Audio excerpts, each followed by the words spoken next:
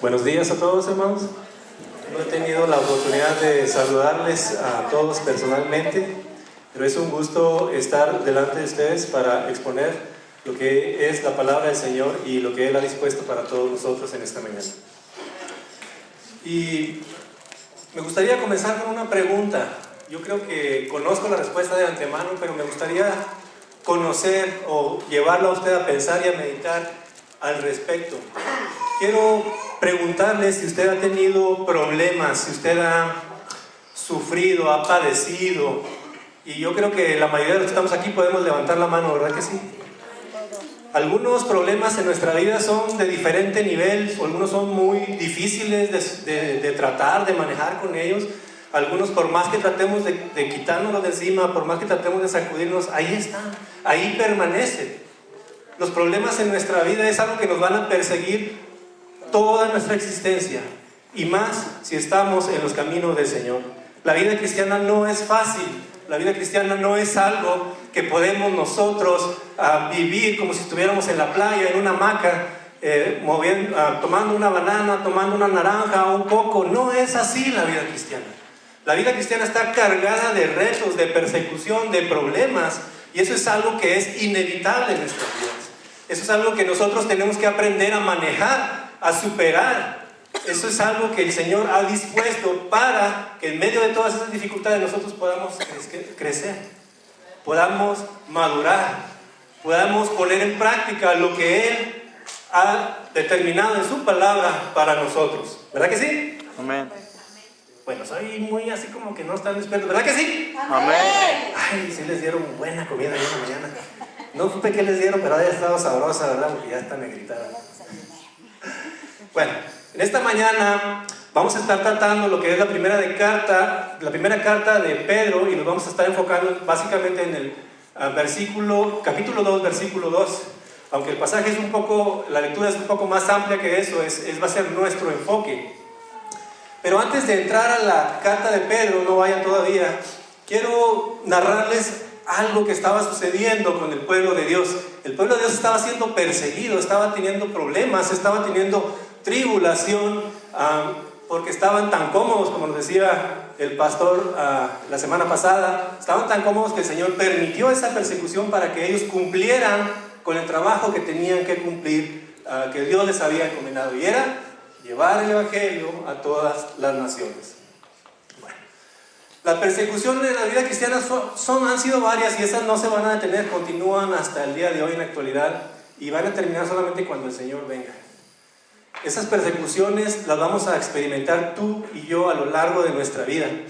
El Señor permitió que el pueblo de Dios fuese perseguido en varias ocasiones.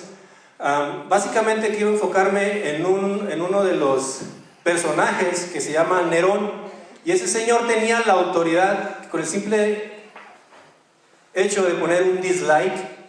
A los que tienen Facebook ya saben de lo que estoy hablando, ¿no? Todo el mundo le pone like ahí en el Facebook, pero ese señor decía un dislike y la persona simplemente moría. Tenía la autoridad de la vida y la muerte en un dedo. Ese señor no se conformaba con simplemente decir mátenlo, sino que hacía un espectáculo, hacía un show de todo lo que eran los cristianos. Ahí se ven unas antorchitas, no sé si ustedes los alcancen a distinguir, pero los quemaban, hacían un espectáculo y todo, se reunía toda la ciudad para verlos, cómo los devoraban las fieras también. Era algo cruel, y a ellos les causaba placer porque simplemente no querían a los cristianos. Los despreciaban, los menospreciaban porque iban en contra de todo lo que ellos practicaban. Si algún día usted tiene la oportunidad de investigar cómo era la vida en Roma, vea un documental, usted se va a hastear de todo lo que se hacía ahí. Este señor tenía una compulsión y él le encantaba la construcción. ¿Hay algún constructor por aquí? Yo sé que más de uno. Y le encantaba ver su trabajo terminado, ¿verdad? Y llega el momento en que pues, se le llenó el closet, ya no había espacio. Y decide el Señor pues quemar la ciudad. Dice, necesito renovar mi closet, necesito renovar la ciudad, ¿verdad? Seguir construyendo. Y lo que hace es que opta por quemar esa ciudad. Le prende fuego. Y obviamente el pueblo de Roma dice, pues, ¿qué pasa? ¿Quién fue? ¿quién es el culpable de todo esto que sucede? Y cuando Nerón se da cuenta que el pueblo está muy enojado, lo único que hace es buscar un chivo expiatorio a quien echarle la culpa. Y eran los inmigrantes, perdón, me equivoqué, eran los cristianos que eran odiados. Esos personajes tenían hostilidad hacia el pueblo de Roma, y aprovechó Nerón para echarles la culpa de todo lo que él había hecho, y simplemente los oprimía y los usó para descargar la furia de todo el pueblo hacia con ellos. Perdón, no sé qué pasó, un cortocircuito por aquí, algo sucedió, yo no sé qué pasó, ¿verdad? Algo sucedió, no sé qué pasó. Bueno, pues resulta que en medio de esa persecución, no sé si alcanzan a distinguir, no tenían derecho a la ciudadanía del Imperio Romano. Eran menospreciados, eran ciudadanos de segunda, tercera, cuarta o hasta quinta clase. Eran menospreciados, no eran valorados por el simple hecho de no tener papeles del Imperio Romano. Todo parecido con la realidad, pura coincidencia. Yo no fui.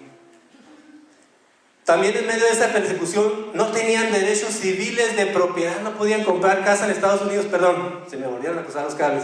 No podían comprar casa en Roma. Ellos no podían poseer nada, aunque tuvieran el dinero para hacerlo, no podían tenerlo.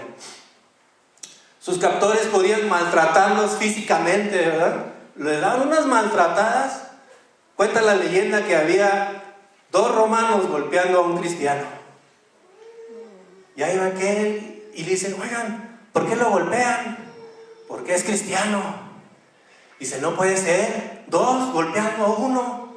No, esto no puede suceder. Y se remangan las mangas, y entre los 3 le dieron una golpiza al cristiano. Así era la persecución, los maltrataban, les confiscaban sus bienes. Todo parecido con la ley esa de Estados Unidos, que les quitaba el vehículo y tenían que pagar $2,700 para recuperarlo. Es pura coincidencia. Les quitaban lo que tenían, todo lo que tenían se los quitaban. Entonces, ¿qué tenían en sus manos los cristianos? Absolutamente nada. Nada. Los deportaban, los mandaban al exilio. No sé por qué se me están cruzando los cables hoy. Los exiliaban, simplemente decían, sal de aquí. Los enviaban como esclavos a las minas del gobierno, sin paga, absolutamente derecho a nada. Y aparte de eso, los esclavizaban. Los podían arrestar, los encarcelaban, los detenían sin derecho a fianza, ni derecho al habeas corpus por un tiempo indefinido. Y usted se pregunta, ¿qué es eso de habeas corpus? Ahí se los explico. Déjeme terminar con este punto. Los podían matar por la única y sencilla razón de ser cristianos. Y el habeas corpus es un procedimiento jurídico mediante el cual cualquier individuo puede comparecer inmediatamente ante un juez para que éste determine la legalidad de su arresto. Es algo parecido con un hold de inmigración. No sé qué pasa con estos cables, si yo los ordené antes de venir. Todo parecido con la realidad es pura coincidencia. Por el simple hecho de ser cristianos, no tenían ningún derecho. Los que ya arreglaron sus papeles, gloria a Dios por eso. Amén. Ah, caray, también, otro cable cruzado. No se asusten, hermano, no se asusten, todo está bien. Si alguien viene de verlo, nos pusimos de acuerdo para venir todos hoy demorados, tarde. Gracias por el apoyo. Gracias por sus oraciones también. Nosotros estamos acostumbrados a que la persecución está del otro lado del planeta, donde juntan a los cristianos, les cortan el cuello, los queman vivos, los fusilan, los cuelgan, los ahogan, y cada vez se inventan ideas más crueles de torturarlos. Esa es la persecución que nosotros sabemos, escuchamos por allá lejos, que algo está sucediendo. Y decimos, híjole, tengo que orar. Yo no sé si oramos, pero eso es... Nosotros aquí estamos en el paraíso, mis hermanos. El propósito de la carta de Pedro, o de la primera carta de Pedro, era enseñar a los discípulos cómo vivir victoriosamente en medio de la hostilidad por la que estaban pasando. Y nosotros nos vamos a enfocar en la primera idea, o la idea central del pasaje, que es la palabra de Dios nos nutre y nos transforma. Y yo tuve 2 días y medio de sufrimiento donde estuve en jaque en tratar de entender por qué Pedro les estaba hablando de esto en medio de la persecución y la tribulación por la cual estaban pasando. No me concordaban las ideas, fue algo difícil para mí tratar de entenderlo, hasta que el Señor me dio luz. Lo que estaba sucediendo era lo siguiente. En medio de la persecución, pasamos a la lectura, antes de que nos persigan, dice así, permítame, aquí la tengo, un segundo, para no estar volteando hacia la pantalla.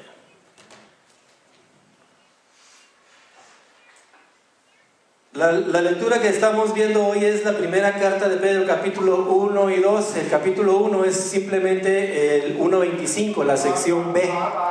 Y pasamos al capítulo 2, del versos 1 al 3. Y dice así la palabra del Señor. Y esta es la palabra por la que el Evangelio os ha sido anunciado. Desechando pues toda malicia, todo engaño, toda hipocresía, toda envidia y todas las detracciones. Detracciones es habladurías o chismes entre nosotros. Eso es una detracción. ¿Ok? Desead como niños recién nacidos la leche espiritual no adulterada, para que por ella crezcáis para salvación.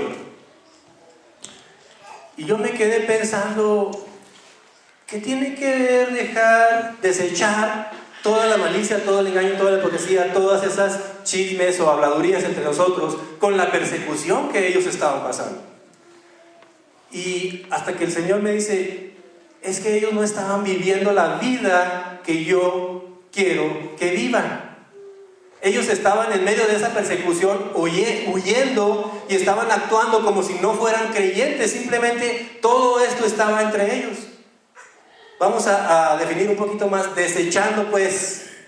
Desechar en el idioma original conlleva desnudarse de una vez por todas y para siempre. Y usted desnuda la malicia, se quita de una vez de su vida para siempre la malicia.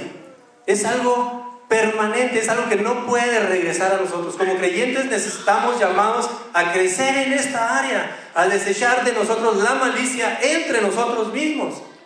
Malicia conlleva el hecho de manipular a una persona para que haga lo que yo quiero que haga. Mover los hilos. Le han puesto a usted una venda en los ojos y luego lo van guiando, ¿sí? Hasta que lo llevan a un lugar y ahí le quitan la venda. Pues algo así similar es la malicia. Nos esconden la verdad, nos esconden los hechos y nos van llevando, engañándonos para obtener un beneficio. Eso es lo que es la malicia. Y eso es algo que quizás en esta iglesia no se da, ¿verdad que no? Amén, levanten la mano. Eso no sucede aquí, yo sé que no. Aquí no somos maliciosos. Eran los tiempos de persecución de allá donde estaba Pedro, ¿verdad? Dios les estaba llamando a desechar esa malicia, a desnudarse de la malicia permanentemente para su vida, para el crecimiento de su vida cristiana. Además de eso, les pedía que se desecharan todo engaño. Malicia, engaño. ¿Qué es un engaño? Es que yo armo todo un circo detrás de lo que yo estoy haciendo, tender una trampa con mentiras para que una persona venga y caiga en medio de ese engaño y obtener yo un beneficio. Y estos cuates es lo que estaban pasando en ese tiempo. Ellos engañaban aún siendo creyentes, recién convertidos, pero estaban haciendo todo eso. Y eso aquí tampoco sucede en vida abundante. No hay nadie que trate de engañarnos para sacar un beneficio de nosotros, para sacar algo para sí mismo, ¿verdad que no? Y si hay alguien aquí en esta mañana, debe de cambiar esa actitud. Envidia. ¿Qué es una envidia? No, pues es que el hermano Zapata se compró un carrazo nuevo y el mío con dificultades arranca, ¿verdad? Yo no sé por qué yo no tengo ese carro. Envidia es desear lo que otros tienen. No te conformas, es doble pecado para mí, porque no te conformas con lo que el Señor te provee, sino que además estás deseando lo que otro tiene. Eso es la envidia. No tienes contentamiento con lo que el Señor te da. Despojémonos, desnudémonos de todo eso en nuestras vidas, de una vez por todas y para siempre. Además, el Señor le agrega aquí que de todas las detracciones, que hablábamos que una detracción eran chismes y habladurías entre nosotros. Yo le exhorto, amigo, hermano, que si alguien le viene con un chismecito, póngale un signo de stop, alto, para, detente, no hables más, cállate. De esa forma usted está conservando la unidad de la iglesia. Usted está obedeciendo al Señor en lo que le está pidiendo a usted y a mí. En ese momento eran aquellos que iban huyendo. En medio de persecución tenían tiempo para hacer todas estas artimañas que ellos tenían. Fíjense, en dificultad, ahora cuando tienen tiempo libre, que están en un paraíso como nosotros, que no estamos perseguidos, ¿tendremos tiempo libre para eso? No me contesten. Los chismes entre nosotros, que si hoy viene vestido así, que si hoy se puso esto, que si hoy se puso aquello, que mira nada más cómo levanta su mano cuando está la alabanza, pero si vieras, si yo la he visto. No, esas cosas no se dan aquí en Vida Abundante, ¿verdad que no? Porque aquí somos unos creyentes maduros. Si yo le pregunto si usted personalmente es maduro, no piensen enseguida. Si usted es una persona madura, ¿usted levantaría su mano? Así. Yo soy un creyente maduro, con esa convicción de levantar la mano. Yo soy un creyente maduro. Quizás usted dirá, soy maduro porque tengo experiencia. ¿Experiencia en qué? Es la pregunta. Dios nos dice que nosotros crezcamos, maduremos. No hemos llegado a la lectura de ese, pero vayamos a nuestro segundo versículo que está en el 1 Pedro 2. Y estamos ahí que dice: desead como niños recién nacidos la leche espiritual no adulterada, para que por ella crezcamos para salvación. No es para que llegue a ser salvo, Usted ya es salvo, usted simplemente crece en el proceso de la salvación, y es un crecimiento que está constantemente sucediendo. Si usted dice, yo necesito crecer en esta área, y lo logra, y dice, ya crecí, ya llegué a la meta, no, le falta algo. Busque, analice usted personalmente y siga creciendo. Ese es un proceso que no se va a detener en todos los días de su vida. Es un proceso que va a continuar hasta el día en que usted y yo muramos o muéramos. Muramos. Se oye como marca de carro, muramos. Muridos, dice Galacia. Bueno, el hecho de desear aquí, hermanos, en el idioma original trata de algo imperativo. Es algo que no es una sugerencia. O sea que si tengo ganas hoy de leer la Biblia, o si no tengo ganas de leer la Biblia, es que me da un sueño. Es algo que debe de existir en nosotros como creyentes.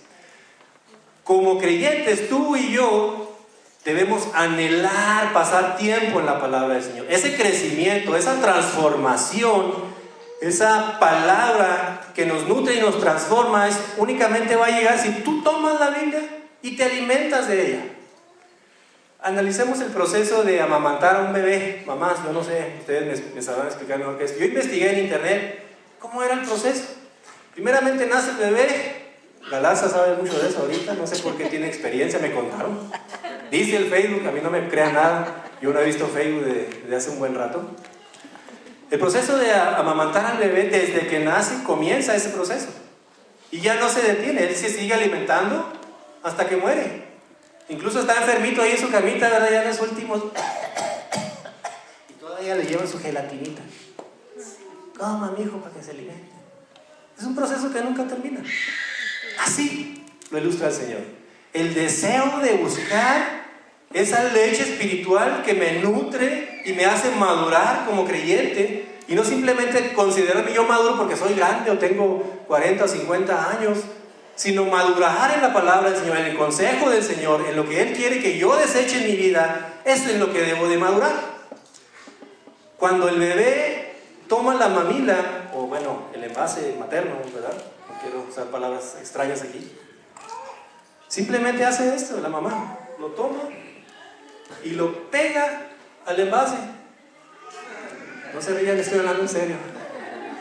Lo pega el envase y el bebé lo primerito que hace es desesperadamente nutrirse.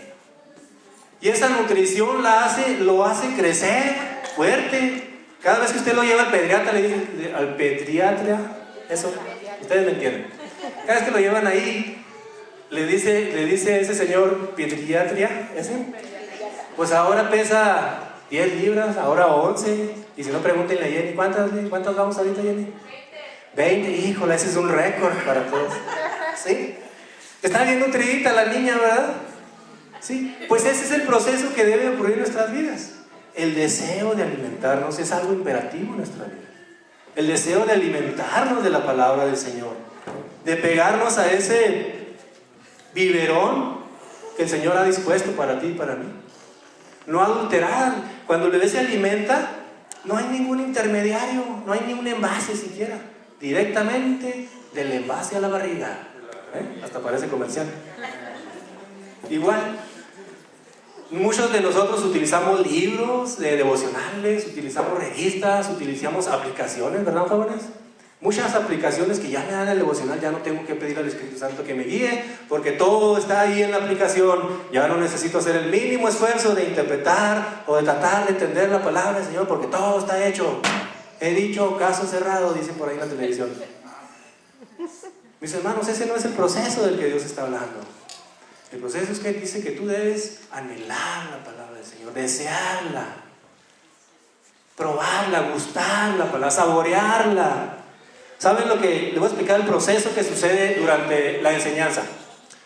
Cuando un maestro se pone a estudiar y enseñarles a ustedes en una clase, lo único que hace es entregarles a ustedes lo que él ya masticó. Les entrega lo que le queda, pero el sabor, él se lo queda. La mayor parte de las cosas que el maestro estudia, ustedes no las reciben. Imagínense tratar de alimentarse de lo que otra persona mastica. Una vez por semana, los domingos. Bueno, es que ahora tenemos estudio bíblico, ya son 2 veces por semana. Y otras personas lo que hacen es, la aplicación de la Biblia es, es que ahí me dan mis versículos. Y cada mañana ahí está y hasta me manda un mensajito, tienes que leer tu mensaje, ¿verdad? Y lo que hacemos es esto, miren nada más, déjenme el gusto, permítanme, deténmelo para ti.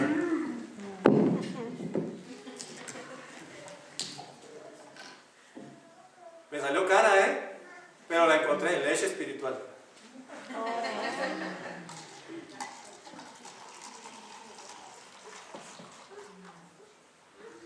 La palabra del Señor se vive en un plato. Y cuando usted lo único que hace es leer lo que dice la aplicación, esto es lo que hace nada más. Qué feo se miró, ¿verdad? Pero es la verdad. Eso es lo que hacemos tú y yo cada mañana, que simplemente no le dedicamos tiempo al Señor. Los jóvenes, grupo de jóvenes, levanten su mano. Tenemos un personaje en nuestro grupo que se llama Petercito, por si no sabía. Petercito, sí, ya traducido, gracias por la traducción. Petercito. Y este Petercito lo único que hace es orar 8 minutos, sacamos por ahí aproximadamente. Leía su Biblia todas las mañanas, ¿sí? Y pasaba en la aplicación alrededor de 3 o 4 minutos, en lo que es lo que tarda ahí en leer el pasaje. Y sacamos alrededor de la semana 28 minutos con todo y oraciones. Pasando tiempo con Dios. Alimentándose de la bonita y bella palabra del Señor. Y luego llegan los problemas y ¿cómo reaccionamos? Como estos cuates ahí en la persecución. Con artimañas, con tranzas. Robando, cristianos robando, ¿será? No creo yo eso, no sé, allá vienen los impuestos y luego hablamos. Declaramos todo lo que ganamos. A mí no me diga nada, a mí me lo pueden ocultar, al Señor no. A mí ocúlteme lo que quiera y diga, me salí con la mía. Sí, conmigo, pero con el que todo lo ve, no. Si es que habéis gustado la benignidad del Señor, crezcamos para salvación. Si hemos llegado a ser salvos, hermanos, esto no es una opción. Es algo que debe ocurrir constantemente. No se me asusten, también aquí estamos gritando. Gracias al Señor por los niños, ¿verdad? Bueno, crecer para salvación es algo muy amplio. Es algo que tú y yo hacemos desde el momento en que nos convertimos y es algo que no se detiene, como te decía ahorita. Es una decisión que tomaste en tu pasado, es un proceso constante que no se detiene. Crecer para salvación es un evento del pasado que culmina en el presente, pero que no se detiene y se consumará en el futuro totalmente. Eso es crecer para salvación, no para ser salvo. Eso es crecer, un proceso que no se detiene desde el momento mismo de la conversión. Les quiero recalcar una vez más el tema de nosotros hoy, aquí en esta mañana. La palabra de Dios nos nutre y nos transforma. Tráiganme otros sándwiches, por favor, unas charolas. La palabra del Señor nos nutre y nos transforma. Bueno, ya se me estaban durmiendo. Continuamos. Iba a traer pañales, pero estaban muy caros. Iba a repartir algunos pañalitos aquí, algunos biberones, pero no, me salía muy caro. Dije, no, mejor así lo dejamos. Muchos de nosotros, aunque tenemos años en el Evangelio, simplemente continuamos de esta forma. Ahí tengo un biberón si alguien necesita, se lo puede llevar, no hay problema. Me lo encontré por ahí abajo de donde está Eva. Si lo busca Eva, ya sabe dónde está. Así continuamos, hermanos. Así continuamos. El crecimiento espiritual y la madurez no son automáticos en la vida cristiana. Esto no va a suceder solamente porque tú estés hoy aquí sentado en esta mañana. Esto va a suceder cuando tú agarras la Biblia y te tiras un clavado, te alimentas de esa leche espiritual que el Señor ha predispuesto para ti y para mí. Ya me falló. Es que estoy en una pantalla equivocada. Es una tragedia, literalmente, para todos nosotros cuando los creyentes se quedan como cristianos bebés. La edad es un número, la madurez es una opción. Yo no sé cuántos años tengas aquí, yo no necesito averiguar. Yo quiero ver que tú seas un cristiano maduro, y no maduro en tu opinión. Tu madurez debe de venir de aquí. De aquí tiene que proceder tu madurez. De lo que el Señor ha preparado para ti. Yo sé que hay gente que dice, bueno, es que sí, yo hago mis devocionales. Alguno dirá, esa predicación a mí no. Si yo hago mis devocionales y bien todos los días. Pero ese no es el punto. No es nada más hacer los devocionales. O leer la palabra del Señor, o estudiar la palabra del Señor. El punto aquí es cuánta transformación está ocurriendo en tu vida por medio del contacto que tú tienes de la palabra del Señor. En medio de las dificultades, en medio de los problemas que tú y yo vamos a tener el resto de nuestra vida, ¿cómo vamos a reaccionar? ¿Vamos a seguir reaccionando como lo hemos estado haciendo hasta hoy? ¿O vamos a actuar de la manera que el Señor dice aquí? Desechando toda la malicia, todo el engaño, toda la hipocresía, la envidia y todos los chismes entre nosotros. ¿Cómo voy a reaccionar a las distintas situaciones que están en mi vida? La edad es un número, la madurez es una opción. Es una opción que tú tienes delante de ti. Y tú vas a decidir seguir igual o simplemente venir porque te trajeron tus papás. O venir porque es domingo y no tengo nada más que hacer, voy a ver a dónde me invitan cuando se acabe el servicio. No, eso no es cristianismo. Hemos sido salvos por la palabra bendita del Señor y ahora necesitamos desarrollarnos en ella. No podemos seguir así. Yo sé que muchos de ustedes, hermanos, tienen el deseo genuino de que esta iglesia crezca. Pero si no hemos crecido nosotros, ¿cómo esperamos que crezca? No esperes a que tu vecino crezca, crece tú. El problema está en ti y la solución también está en ti. Cambia tú. Comprométete, sirve, apoya. Bueno, aunque muchos se van por el lado de, es que yo estoy apoyando, no tengo un compromiso, pero yo aquí estoy bien. ¿Quieren que limpie? Limpie. ¿Quieren que recoja la banca? Recoja la banca. Pero cuando dicen necesitamos maestros, necesitamos ayuda aquí, necesitamos ayuda acá. No, yo les ayudo, pero yo no, estoy al frente. Yo aquí detrásito de la línea que voy a trabajar. Eso no es, hermanos, eso no es el cristianismo. Yo no sé qué tú estás pensando, pero la Biblia no dice eso.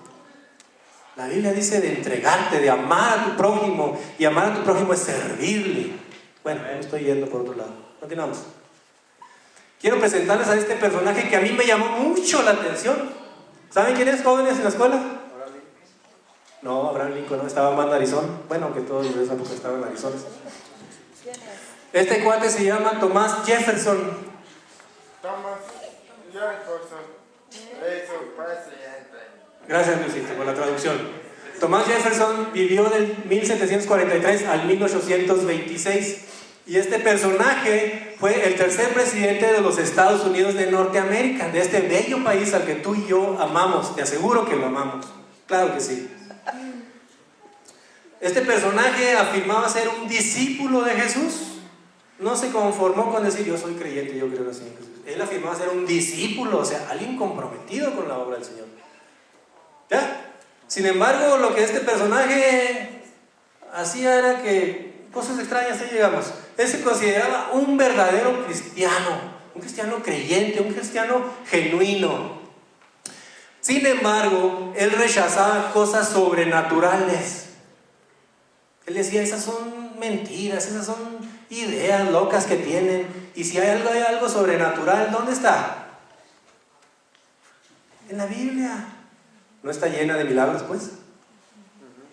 ¿No está lleno de sanaciones y cosas que tú y yo aún no podemos comprender? Mas sin embargo, él era un creyente genuino, un discípulo de Jesús, decía. Este señor Jefferson lo que hizo es compilar los 4 evangelios en uno solo.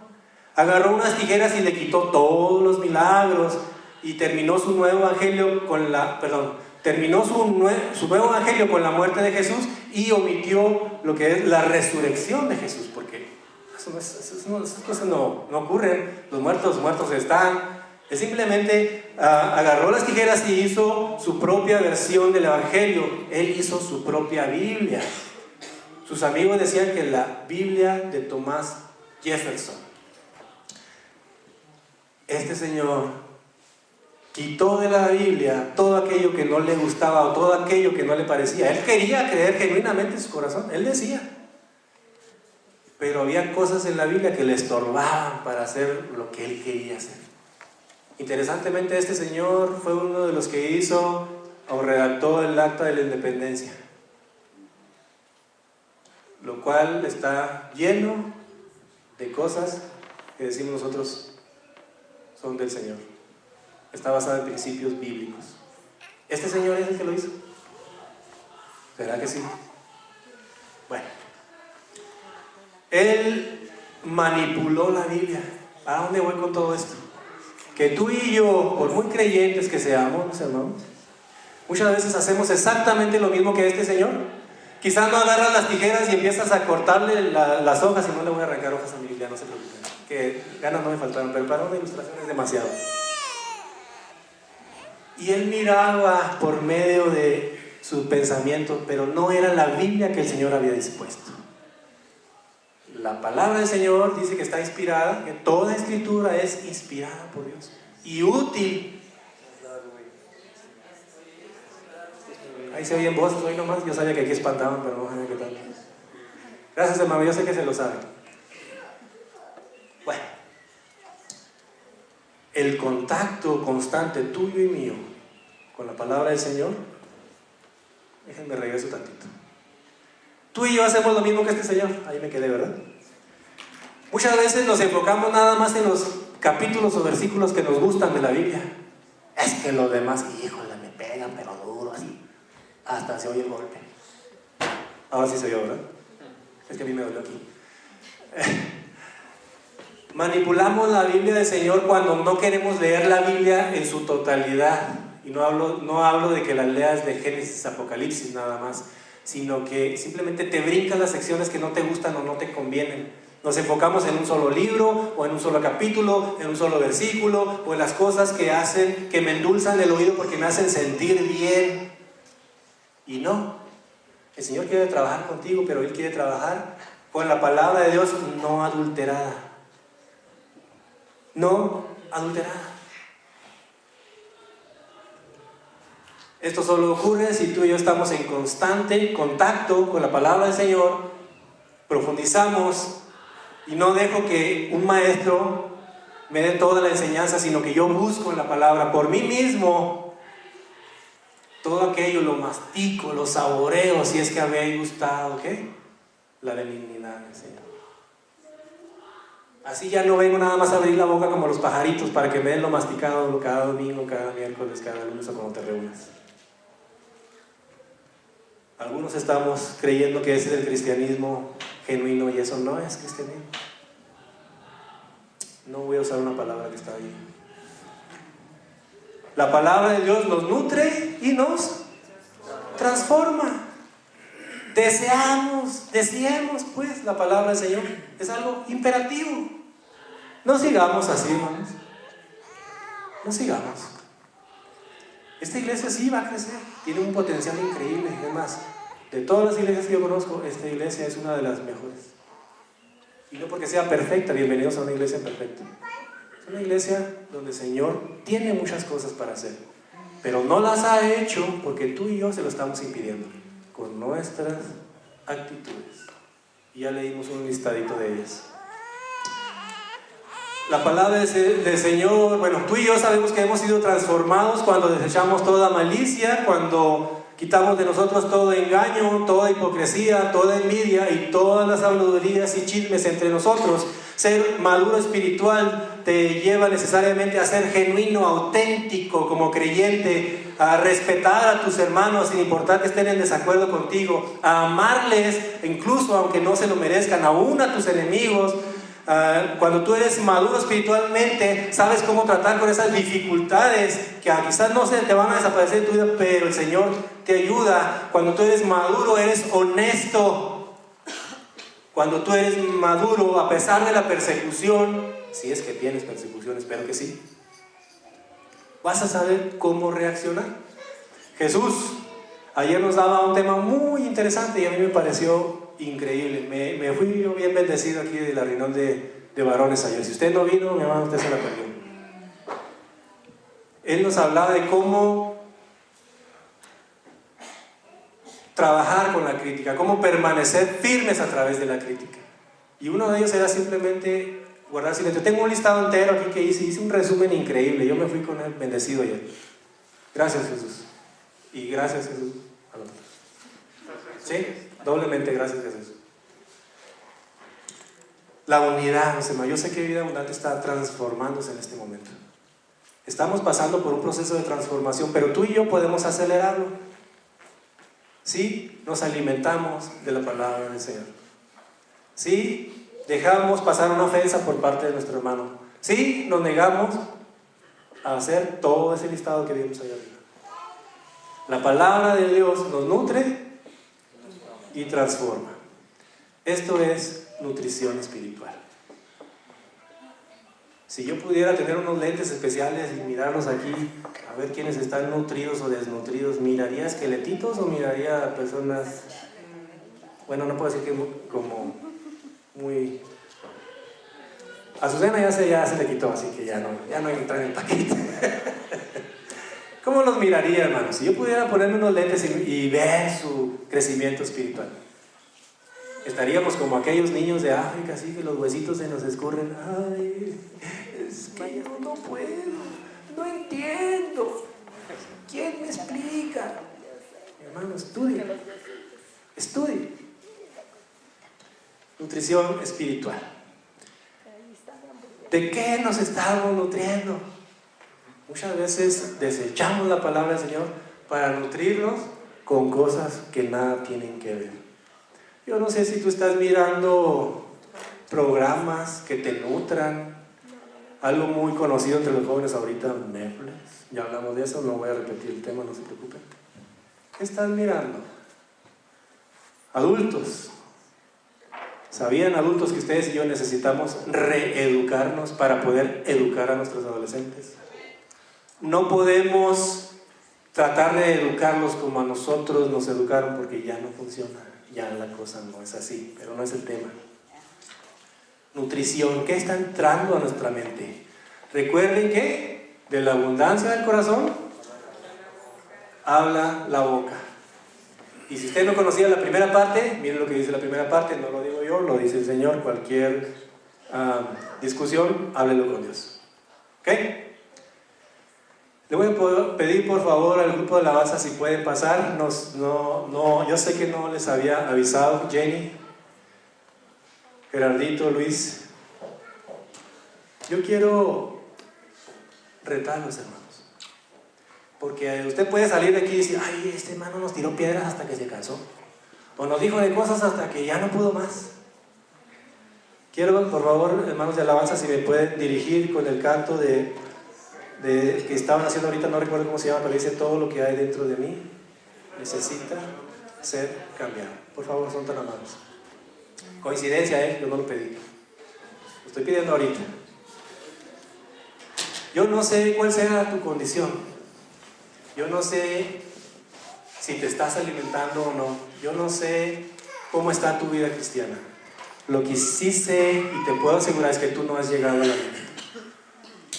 Si tú te detuviste en tu crecimiento espiritual, te animo a que lo retomes.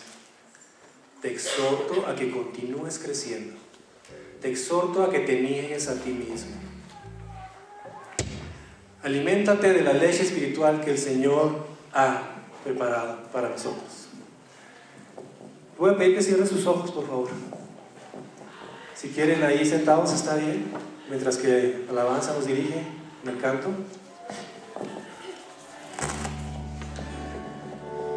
Piensa en esta imagen que está ahí enfrente. Que la edad no es un número, la edad de años que tú tengas aquí.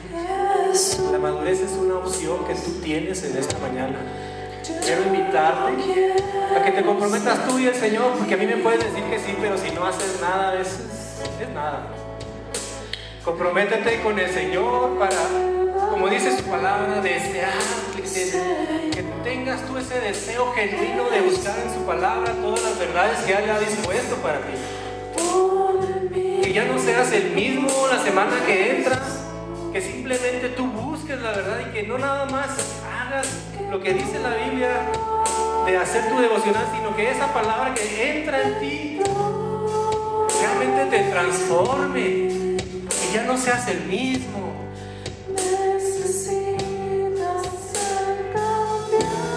tú quieres hacer ese compromiso hoy con Dios, nada más con Dios, por favor levanta tu mano ahí en tu lugar. Comprométete con Dios a ya no ser igual, a madurar, a crecer, a amar a tus hermanos aunque a veces no los aguantamos, aunque a veces no los soportamos, aunque a veces hablamos mal de ellos. Solo levanta tu mano, por favor, ahí en tu lugar. Señor, en esta hermosa mañana nos ponemos en tus manos, Padre, para que tú nos guíes, nos ayudes en este proceso, Señor, que comenzó en el día que nos convertimos, en el día en que te llegamos a conocer de una forma personal, Padre.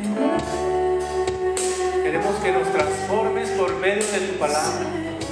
Queremos pedirte, Señor, que no sigamos siendo los mismos. Ayúdanos, Padre, a quitar todo eso que nos estorba como iglesia. Ayúdanos a unirnos, Señor, a pesar de la persecución que podamos tener entre nosotros mismos. Podamos quitarla, que podamos fortalecer esa iglesia para poder recibir a todos aquellos, Señor, que tú has de traer en el futuro. Ayúdanos a cuidarles, Señor, a enseñarles lo que es un cristianismo verdadero. Y ayúdanos, Señor, ¿por qué no decirlo? En medio de nuestros problemas, en medio de nuestras dificultades, Padre, hacer lo correcto, pedir perdón, Señor, ponernos a cuentas con nuestros hermanos. Ayúdanos, Señor, a estar fuertes, maduros en tu palabra. Oramos, Señor, por todos aquellos que están aquí en esta mañana.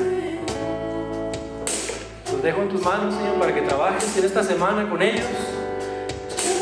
Que selles esta palabra, Señor, que tú has dispuesto en su corazón para que ellos puedan meditar y actuar conforme a lo que tú les has dicho. Sé que muchos de nosotros queremos agradarte, queremos estar a cuentas contigo, Señor, pero si entre nosotros no es así, no podemos.